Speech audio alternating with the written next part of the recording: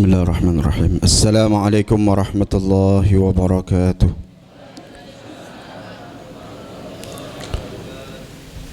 Alhamdulillahi rabbil alamin. Wa bihi nasta'inu ala umurid dunya waddin. Allahumma salli wa sallim ala sayyidina Muhammadin wa ala alihi wa sahbihi ajma'in. Subhanaka la ilma lana illa ma 'allamtana innaka antal alimul hakim. Rabbi syrah li sadri wa yassir li amri wahlul 'uqdatam min lisani yafqahu qawli wa saddid lisani wahdi qalbi bihaqqi sayyidina Muhammad wa ala ali sayyidina Muhammad. Nawayna at-ta'alluma wa at-ta'lim wa an-nafa wal intifa' wal ifadah wal istifadah wa at-tadhakkura wa at-tadhkir wal hatha 'ala at-tamassuki bi kitabillah wa sunnati rasulillah wa ad-du'a ila al-huda wa ad-dalalata 'ala al-khairi ibtigha'a wajhillahi wa mardatih bi qurbih wa thawabih subhanahu wa ta'ala, amin ya rabbal alamin. Yang saya hormati Bapak Haji Sami'an, para guru, para asatid,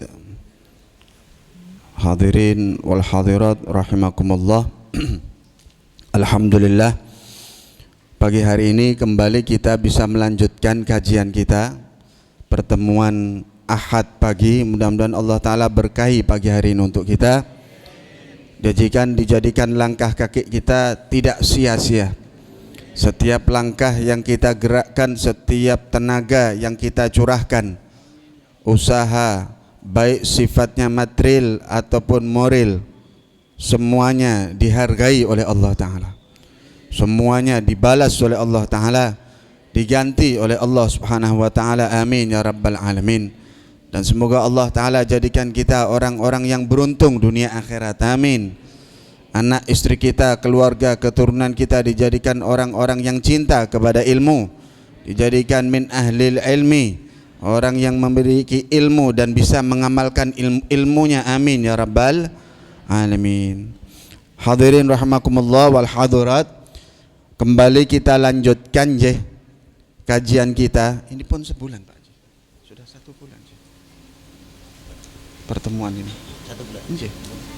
Jadi pertemuan 1 bulan dari kemarin, perasaan cuma 2 minggu, tapi kok tahu-tahu sudah masuk 1 bulan ya, cepat sekali. Mudah-mudahan Allah Ta'ala berikan keberkahan di umur kita semua, amin. Melanjutkan kajian yang kita baca dari kitab Nasaihud Diniyah wal Wasaya al-Imaniyah yang disusun oleh Al-Imam Abdullah bin Alawi Al-Haddad radhiyallahu ta'ala anhu ardah, yang mana pembahasan terakhir sampai penjelasan tentang pentingnya salat.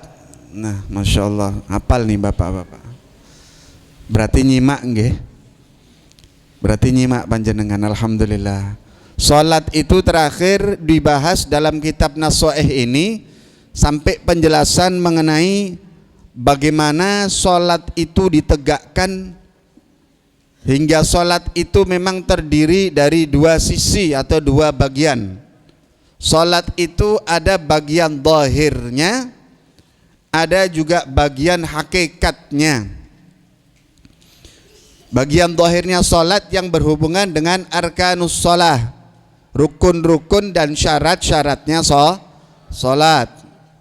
Dan bagian batinnya yang berhubungan dengan hati serta niat yang ada di dalam hati kita ketika mengerjakan sholat, yaitu hubungannya dengan khusyuk, hadirnya hati, ikhlas saat mengerjakan sholat. Maka ini bagian hakikatnya sholat, yang mana ketika kita sholat 2 hal ini harus kita penuhi sehingga sempurna sholat kita. Mudah-mudahan kita termasuk orang yang menegakkan sholat kita, orang yang menjaga sholat kita zahir dan hakikatannya, amin ya rabbal alamin. Memang perlu proses, memang sulit. Kenapa orang sholat itu sulit khusyuk? Kenapa orang sholat itu angel mau hadir hatinya?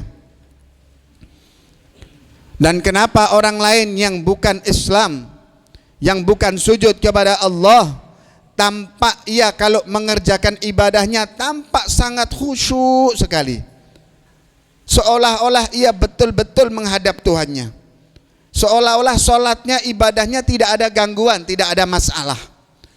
Tapi kenapa kita yang menyembah Tuhan yang hak, kita ini menyembah Tuhan yang benar untuk disembah, dan tidak ada Tuhan memang selain Allah, kok sholat kita kemana-mana? Sulitnya untuk khusyuk, sulitnya untuk menghadirkan hati selama sholat, itu tantangan sepanjang umur kita. Kenapa? Karena jawabannya, karena sholat yang kita kerjakan atau ibadah yang kita lakukan itu sudah benar. Sudah benar bagaimana? Bahwa kita benar di dalam menyembah Tuhan yang berhak untuk disembah. Sehingga ketika kita dalam kebenaran, ibadah yang kita lakukan itu ibadah yang benar, setan tidak terima, iblis tidak suka. Ia mengirim tentaranya untuk menghancurkan ibadah kita. Diganggulah kita, diingatkan pekerjaan rumah, diingatkan hutang-hutang kita, diingatkan kesibukan kita, diingatkan hal yang saat kita sholat tidak kita pikirkan. Tapi begitu masuk sholat semuanya ingat. Kenapa? Itu menunjukkan ibadah kita kepada Allah betul. Yang kita sembah hakun, yang kita lakukan berarti tepat. Kenapa? Setan tidak akan membiarkan kita sujud kepada Allah. Tidak akan dibiarkan. Setan putus asa untuk membuat kita kufur, keluar dari agama Islam. Setan sudah berputus asa, tidak sanggup dia. Karena Allah menjadikan imannya umat Nabi Muhammad itu imannya yang betul-betul masuk ke dalam hati. Tapi setan tidak putus asa merusak ibadah kita. Nah, makanya kenapa kok orang Islam sholat susah, ibadah susah, anaknya kadang bandel, orang tuanya sudah tahajud, sudah bacakan Yasin, datang ke para kiai, datang ke para ulama, minta didoakan anaknya, tetap bandel anaknya, mancet kata orang Jawa Timur. Ya, kenapa? Setan tidak kepengen kita ini rukun. Dalam rumah tangga kita sering timbul masalah.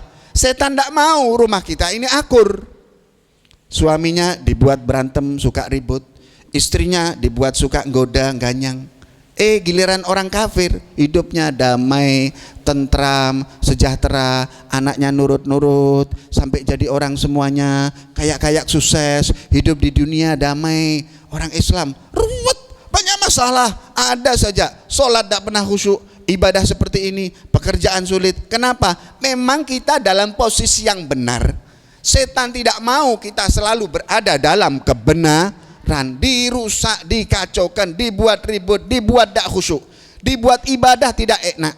Coba jenengan kalau baca zikir pegang tasbih, pertama baru tasbih muter separuh, mata sudah kemana-mana. Teklak tekluk, teklak tekluk. Yasin tidak rampung-rampung ibu ini kalau baca Yasin, muter mundet terus ya, ngantuk tidak mufakat. Bapak-bapak itu kalau ke masjid, termasuk saya, itu kalau sudah khutbah Jumat, niatnya bukan nawaitul iktikaf, niatnya apa? Allahumma, yang dibaca doa mau tidur, Bismikallahumma ahya wa bismika amut. Begitu khatib, alhamdulillah. Mau apalagi Masjid Agung Solo, itu jam enak tidur, itu jam sholat Jumat Pak. Bawa khutbahnya panjang. Itu sudah begitu lihat khotibnya, alhamdulillah, sampai mimpi kemana-mana saya. Begitu bangun melek puas, hadirin rahimakumullah. Baru setengah, lanjutkan tidur. Bablas ya. Setan tidak mau kita ini dapat fadilah. Makanya orang Islam ini selalu saja diganggu. Disitulah letak mujahadahnya. Itu mujahadah kita tuh di situ. Ibadah susah, ibadah angel, berat. Jangankan kok kita, para nabi iblis berani ganggu kok. Atasi kita orang biasa. Apalagi kita orang biasa. Loh kenapa orang di luar yang tidak sujud kepada Allah, ibadahnya khusyuk, tenang, seolah-olah tidak ada setan. Lah ya bener, Lalu setan sudah senang orang itu dalam kekufuran, dijaga oleh setan jangan sampai keluar dari kekufurannya, dibuat tentrem, ndak tak ganggu, bolo, wes tetep po gini sampai matimu, damai kau, ndak tak utik, ndak tak utik, ndak tak ganggu, dibiarkan nikmat. Lah kalau kita sholat setan ganggu, ngaji setan ganggu, coba bayangkan Bu, satu lembar itu kayak kita mikul gunung kok. Ngaji itu, coba buka HP sampai subuh, kata setan terus buka HP, ya buka tuh lihat yang aneh-aneh itu, yang petiktokan itu, TikTok. Ternyata di dalam kamus Arab TikTok kebodohan yang sangat bodoh artinya. Jadi orang yang di TikTok melakukan kebodohan. Coba lihat kamus Arab, tulisannya tika tiwauka tiktuk alhumgo al-jahal, kebodohan. Betul apa betul? Joget-joget tidak jelas ya bodoh, menontonkan auratnya ya bodoh, gini-gini itu maksudnya apa itu ya, jelas ya. Nah makanya orang Islam tuh jangan tiru-tiru. Jangan tiru-tiru, orang Islam sudah diajarkan baik, diajarkan mulia, diajarkan muru'ah, menjaga harga diri itu dijaga. Ya, makanya betul kita ini kalau ibadah susah. Setan tidak mau. Setan menjaga orang-orang yang tidak sujud kepada Allah, mereka ada dalam ketenangannya sampai mereka merasa nyaman dan merasa dirinya dalam keadaan yang benar, dijaga oleh setan tetap sampai mati dalam keadaan kufur.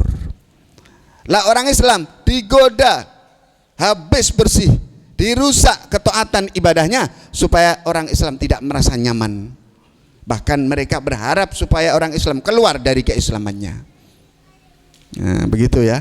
Makanya sulit orang mau khusyuk, tapi kita tetap mohon kepada Allah. Setan boleh goda, tapi kita punya Allah yang Maha Pengampun dan Maha Penolong. Syaratnya jangan putus saat saya kok tidak pernah bisa khusyuk, ya terus sabar, itu mujahadah, itu berjuang. Allah pasti akan menolong kita dan Allah Ta'ala akan memberikan kemurahannya kepada kita, karena kita punya musuh banyak Bu ya, musuh kita ini banyak, setan itu musuh kita ya. Kalau mau sholat ini kita, musuh kita satu setan itu ngingetkan semua bisi saat kita sholat. Belum selesai setan goda nafsu. Kita ini punya nafsu. Nafsu kita ini selalu mendorong kita untuk memperturutkan apa yang nafsu mau. Ya, pengen bisa ini, pengen punya ini, pengen harus ini, semuanya harus ada. Dan nafsu itu selalu mengajak, menggerakkan. Dan nafsu lebih sulit dikendalikan daripada setan. Karena setan kalau dibaca ayat kursi lari. Kita baca ta'awud, setan pergi, nanti datang lagi, baca lagi, pergi lagi. Tapi kalau nafsu, innan nafsa la ammaratun bisu, nafsu itu selalu ngajak berbuat jelek, dan nafsu itu nempel di badan kita, tidak kemana-mana. Innan nafsa la akhbathu min sab'ina syaitanan, kejahatannya nafsu, gangguannya lebih hebat dari 70 setan. Dia tidur ikut kita, berdiri ikut kita, berjalan ikut kita, selalu mengajak untuk kita condong kepada hal yang tidak baik. Itu nafsu. Makanya kenapa kita sholat malas ya, karena sholat itu hal yang tidak disukai nafsu. Ngaji malas, kenapa? Nafsu tidak senang dengan ngaji. Hadir majelis ilmu malas, karena nafsu tidak suka. Makan doyan, itu nafsu. Makanya kenapa kuliner di mana-mana parani. Di sana ada di Karanganyar ya, ayam geprek, cari. Oh di sana di Sukoharjo parani jauh-jauh, ngepit mau ya, ngepit mau. Pengajian majelis ilmu ke masjid susah, tidak mau berat rasanya, kayak jauh di Amerika sana, harus naik pesawat, susah gitu ya. Itulah nafsu, selalu ngajak kita untuk condong kepada yang buruk, menarik dari hal yang baik. Itu musuh kita banyak. Ada setan, ada nafsu ya, ada dunia, Dunia itu apa? Keindahannya dunia ini loh. Dunia ini kan mempesona. Dunia ini keindahannya menghipnotis, membuat kita terlena. Apalagi akhir zaman, dunia ini semakin berhias, semakin indah, semakin bagus, semakin menggoda. Dunia itu ibaratnya seperti apa, Bu? Ibu berangkat dari rumah mau ke majelis taklim, ya toh? Kemudian jalan, di tengah jalan kelihatan mall baru. Nah, itulah dunia. Wih, mall bagus, dalamnya bagus-bagus, diskon 30%, 60%. Tergoda enggak, Bu, lihat mall baru, Bu? Tergoda. Yaitu dunia itu menggoda, suka mengalihkan perhatian kita sehingga kita sulit fokus menyembah Allah. Ya. Bukan jelek, tapi memang sifatnya membuat kita teralihkan. Banyak ujian kita, ya. Setan goda, nafsu kita menggoda, dunia indahnya menggoda, ya. Kemudian apa? Banyak kumpul manusia, bergelut dengan banyak manusia, itu ya godaan. Kalau kita terlalu banyak kumpul dengan manusia, kita akan sulit fokus untuk hati kita taat kepada Allah. Kenapa? Karena macam-macamnya manusia membuat kita teralihkan untuk tunduk kepada Allah. Ya toh? Kalau kita ketemu orang baik, kalau ketemu orang yang cocok dengan kita, orang tadi memuji kita, menghargai kita, menghormati kita. Akhirnya apa? Ketulusan ibadah karena Allah teralihkan. Akhirnya kita senang dengan pujian orang, senang dengan sanjungan orang, senang dengan hormatnya orang kepada kita. Teralihkan kita. Mestinya kita ibadah kepada Allah, akhirnya cari perhatian manusia.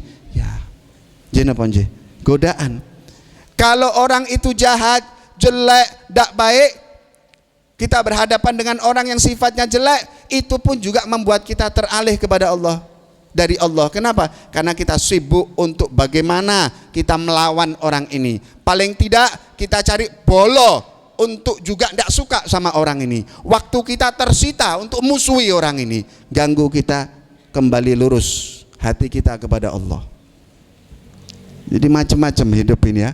Ujian kita mau lempeng. Makanya orang kalau jadi wali itu bukan sembarangan.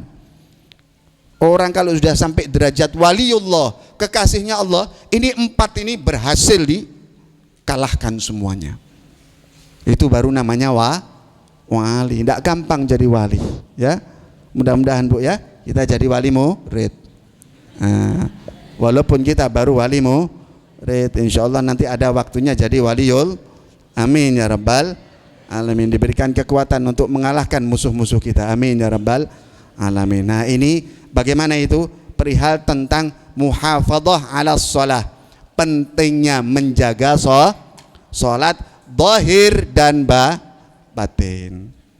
Lah, untuk agar supaya kita bisa menjaga salat dengan baik, termasuk orang yang muhafizina alaiha, orang yang menjaga sholatnya.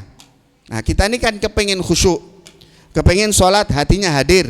Maka ada hal-hal yang bila kita jaga, kita termasuk orang yang menegakkan sholat dengan baik, dan akan lebih membantu kita untuk bisa mengerjakan sholat zahir dan batin kita. Jadi ada beberapa hal termasuk bentuk menjaga sholat. Apa itu? Di sini beliau mengatakan, wa qala radhiyallahu an, wa minal muhafadzah ala sholati wal iqamati laha. Dan termasuk bentuk seseorang itu ia menjaga sholatnya dan menegakkan sholatnya. Apa diantaranya? Cara kita menjaga dan menegakkan sholat. Tanda bahwa orang tadi dia jaga sholatnya dan dia betul-betul menegakkan sholatnya. Apa itu? Kamalut taharati wal ihtiyatu fiha fil badani wal thawbi wal makani. Tanda kalau kita betul-betul orang yang jaga sholat, ngati-ngati sholat, mau menegakkan sholat. Bagaimana sikap kita? Kamalut toharati, kita harus menyempurnakan toharoh kita. Bersucinya itu harus kita jaga. Kenapa? At-toharoh miftahus sholah. Bersuci itu kuncinya ibadah. Kalau kuncinya kita dapat, ibadah berarti terbuka jalannya. Kalau bertoharoh, bersuci kita baik, maka secara langsung, secara tidak langsung, sholat kita juga baik, ibadah kita yang lain juga baik. Jadi kamalut toharoh, menyempurnakan saat kita bersuci, itu bagian daripada menjaga dan menegakkan sholat. Apa itu toharoh? Toharoh itu ada bermacam. Toharoh itu menghilangkan najis, itu toharoh. Toharoh itu berwudu. Toharoh itu beristinja. Toharoh itu mandi. Gambaran toharoh bersuci itu bagaimana? Menghilangkan najis, beristinja, wudu atau mandi. Ini toharoh. Jadi kalau jenengan menghilangkan najis itu yang sempurna. Jangan meremehkan najis, karena ini kuncinya ibadah. Yang betul kalau belajar bab najis, kan ada ustadz yang ngajari. Najis itu ada berapa? Ada 3. Yang pertama najis mukhaffafah, yang kedua najis mutawassithah, yang ketiga najis mughaladhah. Ya, najis yang mukhaffafah itu jarang sudah. Ya, apa najis mukhaffafah? Kencing bayi laki-laki yang belum mencapai umur 2 tahun dan cuma minum ASI ibunya. Sudah tidak ada nih, sulit. Bayi lahir pecenger langsung kena Denko. Ya, SGM. Jadi anak kita anak Denko. Ya, makanya susah dibilangi. Nah, yang diminum susu Denko sapi. Makanya kenapa orang sekarang susah didik anak. Sudah tak bacai, sudah tak lelep-lelepkan di air, tak ikutkan ziarah, tetap gini-gini. Lah kita anak kita ini banyak kena Denko sama SGM. Mesti ya kena ASI manusia, ini ASI sapi ya kurang sedikit lah, dikit-dikit ada dikit-dikitnya, ya. Ada dikit-dikitnya kayak yang diminum kan gitu ya. Nah, mesti ya minum ASI. Jadi sudah hampir sulit, najis mukhaffafah ini sudah tidak ada. Sulit, kalau ada pun jarang ya. Orang yang di desa itu yang tidak kenal ASI itu, ya, itu dibersihkannya cuma diciprati air. Kanjeng Nabi pernah ada sahabat yang bawa anak bayinya, digendong sama kanjeng Nabi, tiba-tiba dikencingi sama kanjeng Nabi dikencingi sama bayi ini. Wah, orang tuanya pekewo, ngapunten kanjeng Nabi, tidak apa-apa, tidak apa-apa. Maka kanjeng Nabi cuma ngambil air, kemudian dipercikkan saja sampai basah suci. Okay. Yang sering bermasalah itu apa? Najis mutawas. Kalau najis mughalladah, najis yang berat mah sudah jelas. Najis yang muncul dari anjing dan babi, kencingnya, kotorannya, air liurnya, ludahnya, bulunya, air maninya, keturunan keduanya. Anjing kawin sama kambing, yang lahir kambing tetap mughaladhah. Napa nggih? Wah, ini sudah jelas kita tahu mughaladhah bisa kita jauhi. Cara bersucinya bagaimana? Basuh dengan air 7 kali, salah satunya dicampur. Nah, itu kan pelajaran SD ya. Safinatun najah. Yang sulit ini najis mutawassithah. Mutawassithah ini banyak. Najis paling umum, darah, nanah, kotoran, bagian tubuh binatang yang tidak dimakan yang lepas, ya, itu termasuk najis mutawassit. Maka kita harus hati-hati. Cara membersihkannya bagaimana? Dilap, dihilangkan air najisnya, dibersihkan, disiram air, digosok, dicuci, tambah sabun sampai hilang bau, warna dan rasa. Hati-hati di dalam menghilangkan najis, karena ini faktor sempurna menjaga dan menegakkan ibadah, khususnya sholat, dengan menjaga najis. Najis Bu, jenengan di rumah punya anak bayi, wis dijamin sak tembok-temboknya najis. Ya, anak bayi itu umur sampai 3-4 tahun itu ya mukok, ya pipis, ya buang air, ya toh.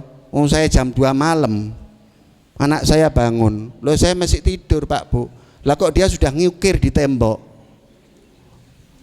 ya pakai itunya diukir Bu ya, pakai kuning-kuningnya nggambar di tembok, la haula, jam 2 malam ngepel tembok saya. Ya namanya anak kecil, mandi bayi itu kadang orang pakai ember kotak bayi itu ya, dicelupkan Pak, itu kan najis sak ember. Jangan kena baju nyiprat, bajunya najis, harus copot, harus ganti baju, harus disiram Bu, biar luntur najisnya, biar hilang najis. Ini sering kita jalan, bayi itu jadi rumah kita tuh. Kita kalau mau sholat ya, rumah itu kita masuk kamar mandi pakai sandal, siapkan sandal khusus di kamar mandi, siapkan sandal untuk keluar. Orang dulu pakainya teklek, pakainya apa? Teklek tebel segini. Terus mesti orang dulu tuh punya musola di rumahnya, karena tahu kenapa? Semua area rumahnya itu banyak bersentuhan dengan najis. Kadang najis itu kelihatan ainnya, wujudnya. Ada najis yang hukmiyah, hukumnya najis tapi wujudnya tidak kelihatan. Ini kemarin adikku ngiler di sini, besok sudah hilang bekasnya, baunya juga sudah ada. Itu lantai tetap najis tapi hukmiyah, najis yang wujudnya tidak ada tapi tetap terbilang najis. Itu cara membersihkannya bagaimana? Ya seperti lantai rumah kita. Yakin kita itu lantai rumah najis, tapi wujud najisnya tidak ada, lewong baunya tidak ada, rasanya tidak ada, warnanya juga tetap, lantai tegel itu tetap bersih. Cara membersihkannya bagaimana? Disiram air, guyur dari depan sampai belakang. Karena najis hukmiyah itu cara nyuciannya cuma disiram air, selesai, suci. Yang repot itu najis yang ainiyah, yang kelihatan wujudnya. Nah itu repot ya. Makanya hati-hati, belajar dipahami cara menghilangkan najis, itu najis. Kemudian bagaimana? Al-istinja, cebok, ini penting. Bahasa Jawanya cewok, aww, betul. Cewewe apa-apa itu. Nggih Pak, leres Pak. Alhasil cebok lah, beristinja. Istinja ini penting. Kenapa? Karena banyak Nabi mengatakan paling banyaknya siksa kubur yang menimpa penghuninya itu bukan karena sebab dosa besar. Biasanya karena sebab dua, al-ghibah, karena sebab kita suka ngerasani. Mudah-mudahan maafkan Allah kesalahan kita. Yang kedua karena sebab apa? Tidak sempurna saat istinja. Saat cebok itu tidak sempurna. Padahal saat cebok itu butuh yang namanya penyempurnaan. Ulama mengatakan orang kalau cebok setelah dia pipis, jangan lupa apa itu? Disempurnakan, dituntaskan. Bahasa kitabnya apa? Al-istibra. Sudah belajar? Al-istibra. Istibra menuntaskan kencing sampai tuntas. Jadi tidak ada lagi yang tersisa di aliran kita. Makanya orang kalau pipis jangan cepet-cepet cebok, tuntaskan dulu. Ya, ulama mengatakan bagaimana? Kalau laki-laki, kalau perempuan dipegang mulai di bawah pusat sampai ke bawah, ditekan ke bawah, sambil diberikan deheman dan sedikit hentakan. Loncat dikit gak apa-apa. Supaya sisa-sisa kencing kita itu tuntas, ikut keluar. Itu namanya istibra. Itu harus. Kalau laki diurut dari pangkal sampai ke depan 3 kali, sambil ditekan, jangan keras-keras. Ya, nanti joplok. Jangan keras-keras. Tarik dari belakang sampai ke depan, beri tekanan, hentakan, suara dehem. Makanya orang dulu, bapak-bapak kita kalau di kamar mandi, bapak ini apa kok dehem-dehem? Istibro, orang dulu itu paham. Itu menyempurnakan, menuntaskan air kencing. Kalau tidak seperti itu air kencing ada sisa. Belum selesai, belum tuntas, kita sudah siram, kita sudah istinja, sudah kita siram air, seolah-olah suci. Ketika wudhu, netes keluar, kita tidak tahu. Nah, tapi kalau sudah istibro, sudah dianggap tuntas. Maka Nabi itu mengajarkan istibro, kasih entakan. Udah selesai, ambil air, percikan sedikit di sarungnya, sedikit, jangan disiram, percik. Sudah suci dan dianggap bersih, selamat, ya, selamat. Ini penting masalah istibro, menuntaskan kencing. Kenapa? Ini minal muhafadhah ala shalah wa iqamatiha. Bentuk engkau menegakkan sholat dan menjaga sholat. Jaga itu, bagaimana cara menghilangkan najis. Jaga bagaimana cara kita beristibro, beristinja, cebok itu bagaimana. Ya, terutama bapak-bapak yang dalam keadaan janabah, junub. Setelah dia dalam keadaan junub mengeluarkan air mani, jangan mandi sebelum kencing. Ulama mengatakan tuntasnya, terputusnya jalannya air mani itu dengan keluarnya air kencing. Jadi jangan kita mandi sebelum kita sudah kencing dulu. Terkadang ada orang, dia dalam keadaan janabah, dia keluar air mani, dia tidak kencing, dia langsung mandi. Tengah-tengah mandi, sisa air maninya keluar. Padahal dia merasa sudah mandi dan dia belum terbilang suci. Tidak sah sholatnya karena masih dalam keadaan janabah, dia masih berhadas besar, harus kencing dulu karena terputusnya air mani dengan keluarnya air kencing. Itu penting ya, hal-hal tampak sepele tapi itu penting. Menghilangkan najis, kemudian istinja dan istibro. Kemudian yang ketiga bagaimana? Kamalut taharah, sempurnanya bersuci itu bagaimana?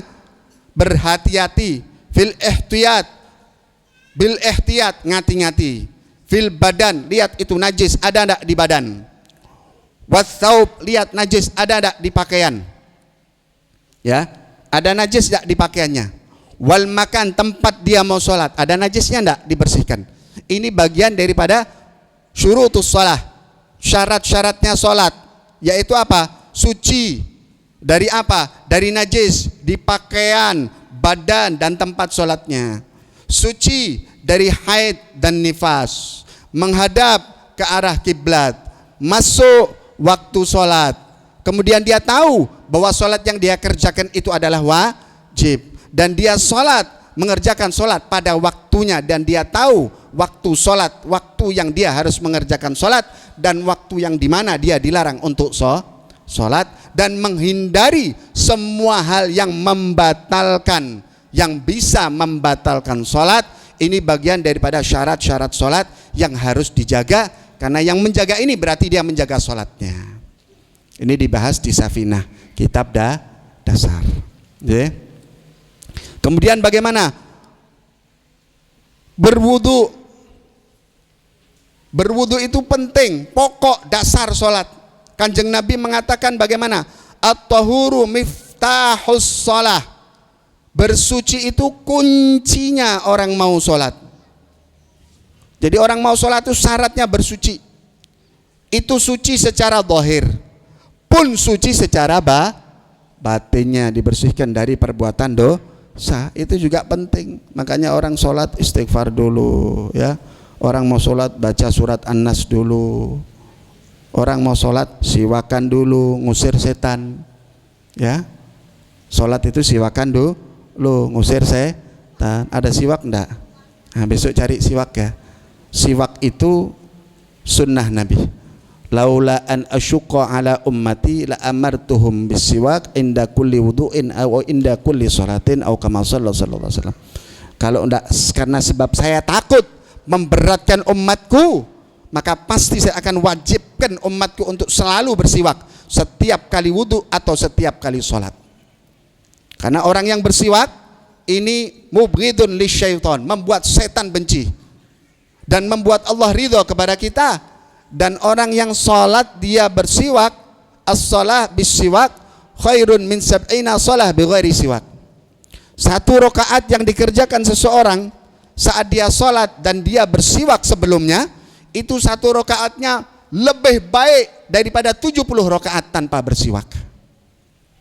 Ya biar nanti Gus Firman cari siwak. Anak santri wajib siwak, harus itu bekalnya siwak. Bapak-bapak biasanya sangu Marlboro sama sama-sama panjang, siwak juga sangu Pak, ya toh, sangu siwakan Nah, ulama mengatakan bersiwak itu bisa menghilangkan 99 penyakit. Bersiwak itu bisa apa? Menjauhkan seseorang dari 99 penyakit. Penyakit yang paling ringan apa? Alham, sumpek. Dan bersiwak itu apa? Bisa memfasihkan lisan. Jadi yang kurang fasih nih ya, siwakan. Nanti dia bisa dimudahkan untuk mengucapkan Al-Quran, difasihkan. Kemudian bersiwak ini juga apa? Memudahkan ia mengucapkan kalimat tauhid saat sakarat. Ya, orang siwakan ini mudahkan orang untuk mengucap la ilaha illallah. Makanya kenapa orang punya siwak 2-3 hari hilang, delikkan sama setan. Setan tidak suka orang punya siwak. Mbok siwak itu saya mbok berapa kali Bu, baru pakai 2 hari hilang, delikkan sama setan. Padahal ditaruh di kantong. Ada wae keterisut itu siwak ya. Nah, itu siwak. Termasuk apa? Kamalut thaharah. Ya. Dan Nabi mengatakan wat tahur syatrul iman. Bersuci itu setengah daripada keimanan. Suci zahir, suci batin. Jadi permasalahan menjaga salat itu apa? Menjaga kesucian. Mulai dari menghilangkan najis, mulai dari beristinja, bercebok, mulai dari wudhu pun mandi. Saat mandi wajib. Mandi wajib itu ta'mimul badani bilma, meratakan air dari ujung rambut sampai kaki, itu namanya mandi. Maka orang kalau mandi wajib, itu yang wajib apa? Ta'mimul badan, meratakan badan bilma dengan air dari ujung rambut sampai ujung kuku, sampai ujung kaki. Bagaimana? Siram dulu badannya dengan air yang murni. Jangan pakai sabun, jangan pakai sampo. Siram dulu badannya yang sempurna. Diratakan badannya dengan air mulai ujung rambut sampai ujung kaki. Ya, bagaimana diajarkan? 3 kali. 3 kali bagian kanan, 3 kali bagian kiri, kemudian digosok-gosok, sela-sela, lipatan-lipatan, itu semua digosok, disiram air, ratakan. Kalau sudah rata berarti hadas sudah terangkat, janabah sudah terangkat, hadas besar sudah terangkat. Kalau sudah, baru boleh pakai sabun, baru boleh pakai Jangan jenengan mandi wajib jebior, sabunan, sampoan, jebior, takutnya ndak sempurna. Jadi cara mandi wajib itu ratakan dulu dengan air, sempurna semua anggota tubuh kita terkena air, lipatan-lipatan semuanya dikenakan air, suci sudah. Setelah itu mau tambah pakai sabun silakan, mau pakai sampo silakan. Yang penting hadas itu sudah terangkat lebih dulu. Jangan dicampur sama sabun, sama mandi, sama sampo. Sempurnakan dulu itu basuhan. Baru setelah itu pakai sabun, pakai sampo. Itu cara orang mandi wajib. Ini termasuk apa? Kamalut thaharah. Bentuk kesempurnaan dalam bersuci. Kemudian beliau mengatakan bagaimana? Wa isbaghul wudu, dan menyempurnakan wudu itu daripada bagian menjaga dan menegakkan sholat. Kenapa? Karena siapa yang sempurna wudunya, maka akan bisa sempurna sholatnya. Bahkan ulama mengatakan yang ia berwudu dalam keadaan khusyuk, saat wudhunya itu tenang, khusyuk, maka nanti sholatnya akan mudah khusyuk. Jadi khusyuk itu dari sejak kapan? Sejak dia mulai berwudhu. Nah, biasanya santri kalau wudhu cipat-cipatan dulu sama temennya. Cepet. Ayo cepet. Nah, kalau sudah di sholat dia mau wudhu sudah tidak serius, tidak khusyuk, sholatnya juga sikut-sikutan, tidak khusyuk. Jadi khusyuk itu dimulai dari sejak berwudhu. Maka isbaghul wudhu, menyempurnakan wudhu saat kita berwudhu, termasuk cara menegakkan sholat. Bagaimana isbagh? Isbagh itu menyempurnakan, diantaranya apa? Tathliyah min ghairi waswasah, membasuh anggota tubuh dengan 3 kali basuhan tanpa dengan waswas, tidak pakai waswas. Pokoknya dibasuh 3 kali, jangan lebih dari 3 kali. Nanti namanya waswas. Dibasuh 3 kali. Wala israf, tidak berlebihan dalam menggunakan air wudhu. Kenapa? Karena air, kalau itu air milik kita sendiri, kita berwudhu di rumah kita sendiri pakai air kita, berlebihan, itu hukumnya makruh, israf. Tapi kalau Anda pakai air di masjid, wudhunya di masjid, air yang dipakai untuk kepentingan umum, wakaf, pakai air dibuang-buang, haram hukumnya. Berlebihan, haram hukumnya. Karena itu punya masyarakat umum, tidak boleh dibuang. Ini termasuk apa? Tathlith, menyempurnakan wudhu 3 kali. Kemudian apa? Meniakalikan basuhan, memulai wudhu dengan Bismillahirrahmanirrahim. Imam Ghazali mengatakan, ulama juga menyebutkan, siapa yang ketika dia berwudhu mengawali dengan kalimat Bismillahirrahmanirrahim, kalau dia lupa di tengah-tengahnya dia baru ingat, baca di tengahnya Bismillahirrahmanirrahim. Kalau sudah sampai basuhan terakhir kaki baru ingat, loh saya belum basmalah, baca Bismillahirrahmanirrahim, maka orang ini keluar dari wudhunya, semua dosa yang ada pada tubuhnya, mulai ujung rambut sampai ujung kaki, semuanya rontok bersama dengan larutnya air. Dosa mulai ujung rambut sampai ujung kaki dibersihkan. Tapi ketika orang itu berwudu tidak membaca basmalah di awalnya, maka dosa yang gugur dari dirinya hanya bagian anggota tubuh yang diwudui saja. Ya, yang rontok cuma yang kena air wudu, yang tidak kena air wudu tidak rontok dosanya. Makanya jangan lupa kalau wudu baca Bismillahirrahmanirrahim. Ini termasuk menyempurnakan, 3 kalikan basuhan, baca basmalah, menghadap kiblat kalau bisa, bersiwak. Kemudian bagaimana? Membasuh anggota yang bagian kanan dulu. Jangan kaki kanan, kaki kiri, kaki kanan, kaki kiri, tangan kanan, tangan kiri, tangan kanan, tangan kiri. Enggak. Kanan dulu 3 kali, kiri 3 kali. Kaki kanan 3 kali dulu, baru kaki kiri 3 kali. Kemudian bagaimana? Keluar dari wudu, membaca doa berwudu. Ini namanya isbagh, menyempurnakan wudu. Ya. Wal waswasah fit thaharah was shalah min amali syaitan. Jangan sampai kita waswas. Basuh air sampai 3 kali. Lebih dari 3 kali. Terus kalau sholat waswas, Allahu Akbar. Allahu Akbar. Allahu Akbar. Ini min amali syaitan. Setan yang ganggu. Kata ulama, lah kamu pakai air waswas, basuhannya lebih dari 3 kali, 4 kali, 5 kali. Lambok waswas itu jenengan sedekah zakat niku waswas. Saya belum zakat ndak, padahal sudah keluarkan lagi, ndak apa-apa.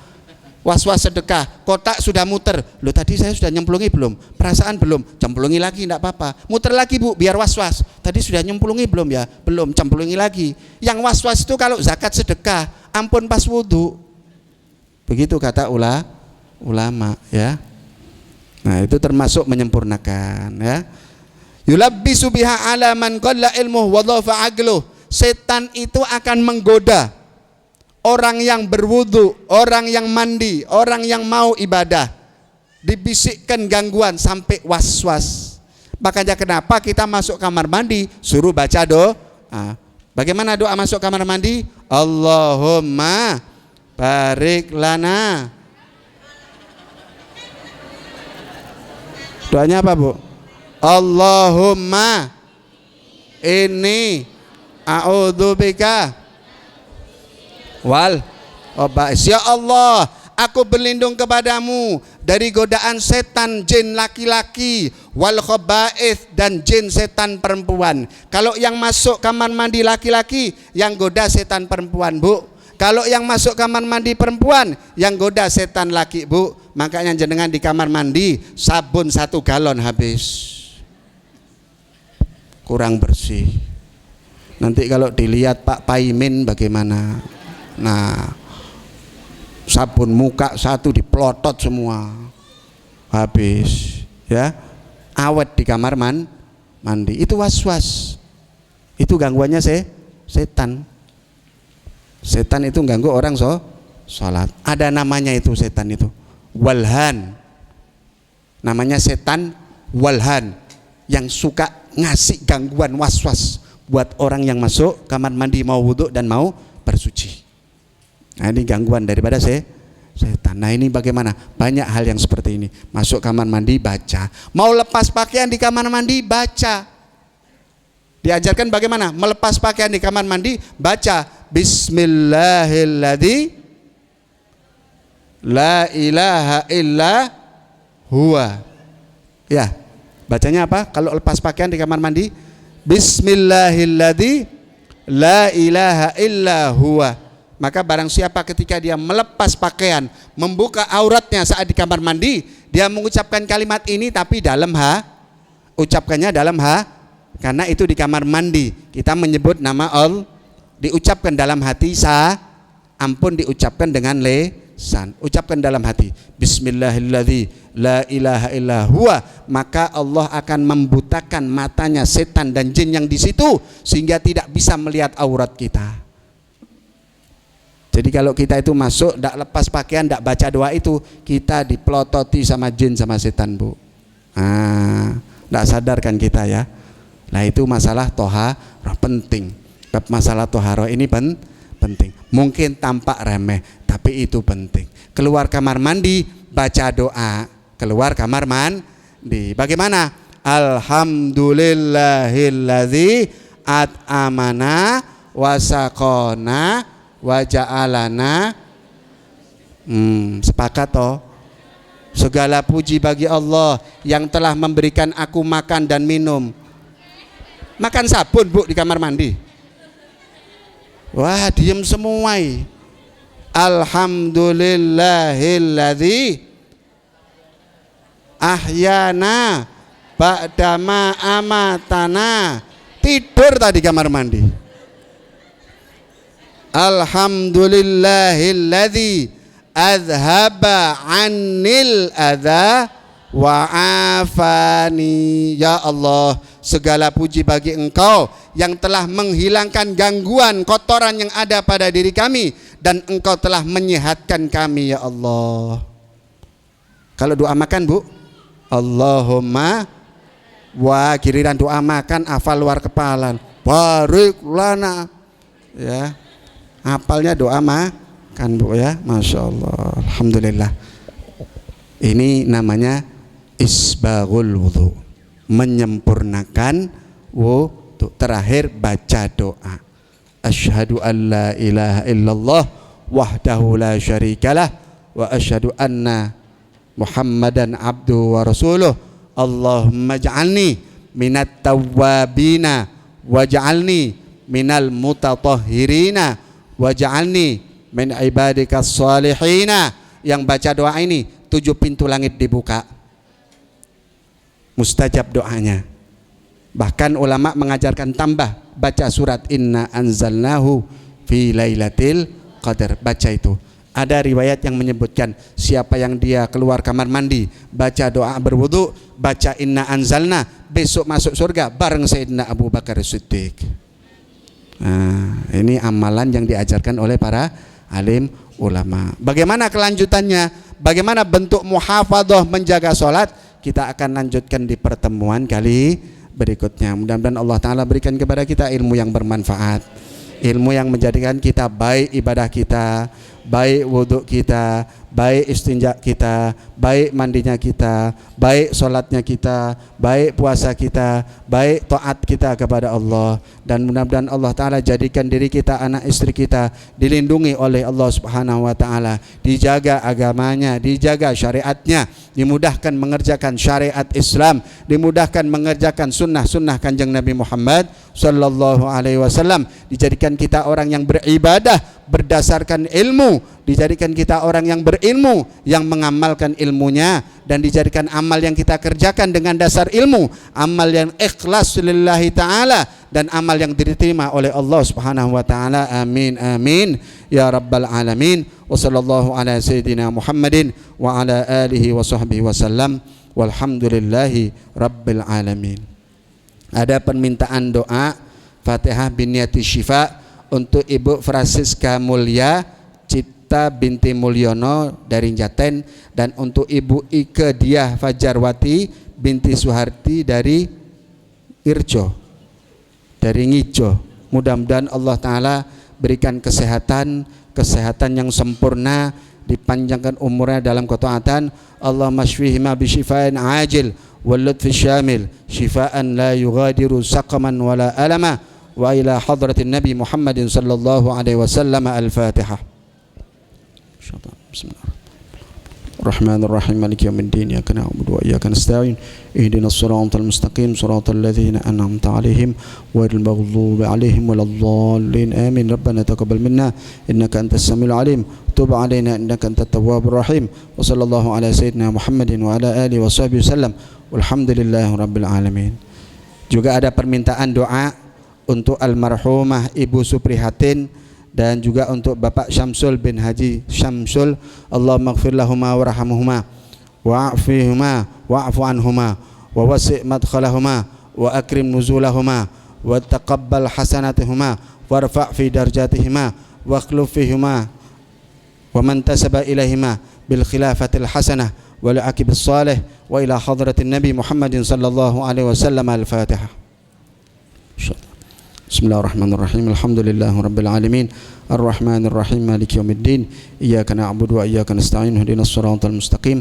Siratal ladzina an'amta 'alaihim ghairil maghdubi 'alaihim waladdallin. Amin. Rabbana taqabbal minna innaka antas samiul 'alim wa tub 'alaina innaka antat tawwabur rahim. Birahmatika ya arhamar rahimin. Allahumma ya muwaffiq ahlil khair lil khair wa anahum 'alaihi wa waffiqna lil khair wa inna 'alaihi.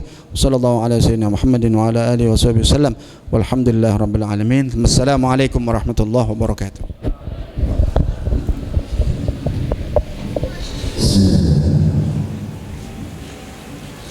La